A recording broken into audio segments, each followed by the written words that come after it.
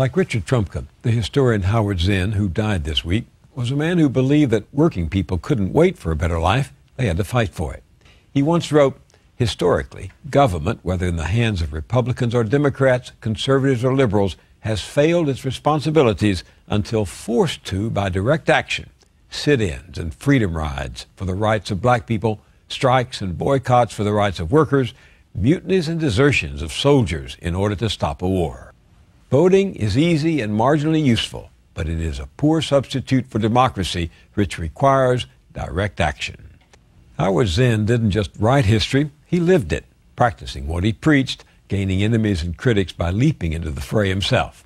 A working-class kid from Brooklyn, he came home from fighting for America in World War II to fight alongside other Americans for justice, peace, and jobs.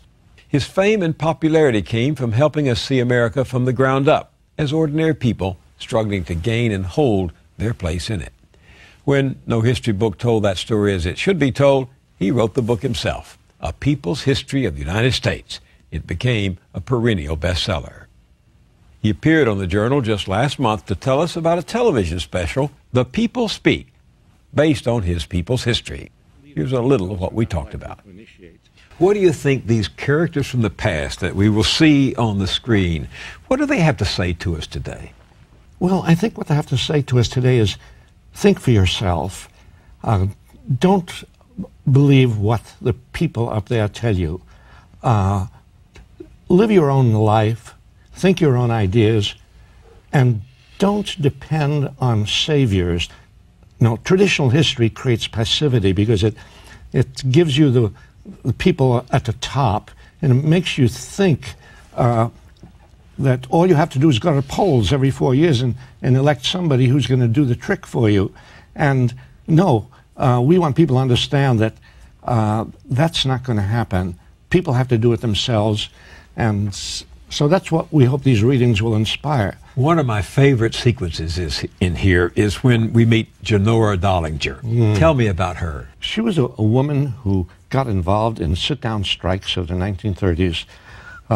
Those very dramatic moments when workers occupied the factories of General Motors in Flint and wouldn't leave, and therefore left the corporations helpless.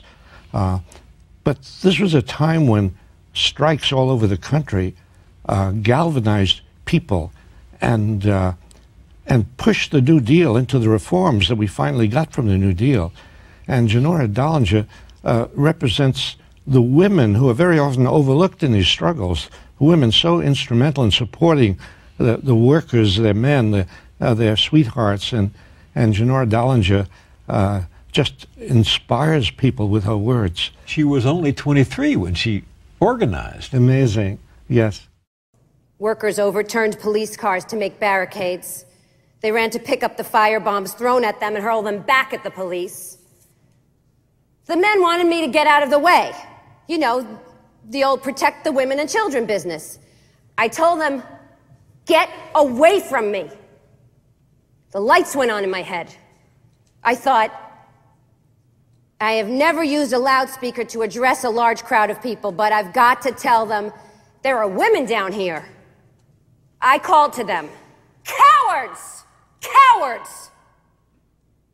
Shooting into the bellies of unarmed men and firing at the mothers of children.